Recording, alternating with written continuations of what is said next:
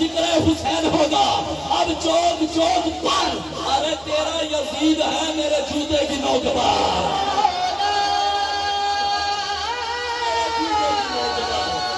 ذکر حسین ہوگا اب چوک چوک پر، ذکر حسین ہوگا۔ مدثر جان اور خیری صاحب کہہ رہے ہیں پھر پڑھیے کہ ذکر حسین ہوگا اب چوک چوک پر، ارے تیرا یزید ہے میرے جوتے کی نوک پر،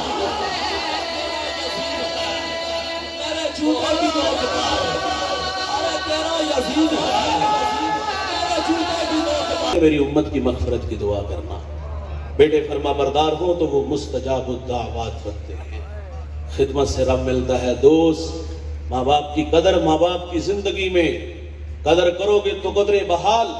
یار بایزید بستامی تصوف کا کتنا بڑا نام ہے۔ ایک دن والدہ سے کہتے ہیں اماں اگر آپ ناراض نہ ہو تو ایک گزارش کرنی ہے، کیا آپ مجھے اپنے حق نہیں معاف کر دیتے؟ میری آرزو کہ میں اللہ کو راضی کر لوں۔ ماں صابرہ تھی، کہا بیٹا شوق سے جاؤ، حسینوں کے خواب نہیں دیکھے کہ ماں کو ناراض کیا۔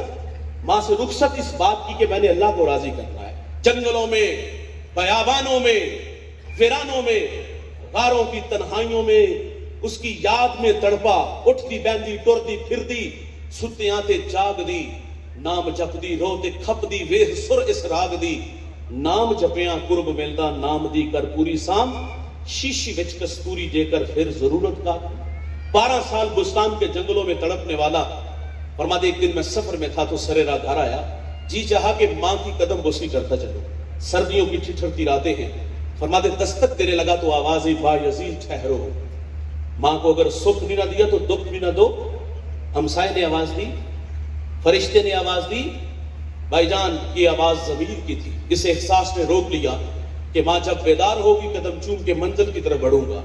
تہجد کا وقت ہوا، نالی سے پانی باہر آیا، آپ فرماتے میں جان گیا کہ اماں جی نماز تہجد کے لیے بیدار ہوگی۔ دستک دی، والدہ باہر آئی، میری حالت دیکھی، تن پہ پیرہن پھٹا، داڑھی میں راکھ اٹھی، ایڑیاں بھی پھٹی تھی۔ ماں نے مجھے دیکھا اور کلیجہ پسند آیا اور یوں ہاتھ اٹھا کے کہا اللہ میں نے بایزید کو تیری راہوں میں بھیجا تھا، ابھی تک قرب نہیں دیا۔ بایزید کہتے ہیں واللہ یہ ماں کی میٹھے بول تھے کہ میری ایک تصوف کی منزل جو چیزوں اور مرادوں سے بھی حل نہیں ہو رہی تھی، ماں کے ہاتھ اٹھنے کی دیر تھی کہ رکی ہوئی منزل اسی وقت حل ہو گئی۔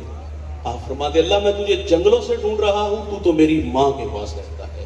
اور بھائی جس نے جو پایا جتنا پایا ان گڑوں کی خدمت سے پایا۔ میں نے ایک بڑے کو پڑھا، اس کا تعلق پچھلی امتوں سے ہے۔ وہ بڑا زندگی موت سے جنگ لڑ رہے، 4 بیٹے رکھتا تھا اور زندگی موت کی جنگ لگی ہوئی ہے۔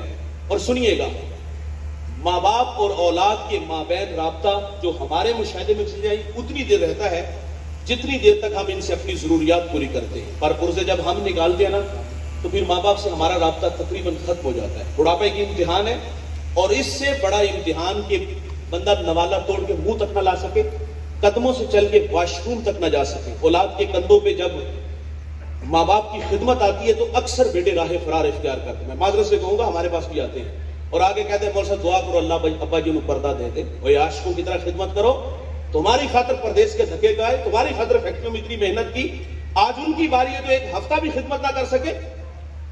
یہ رویے ہیں۔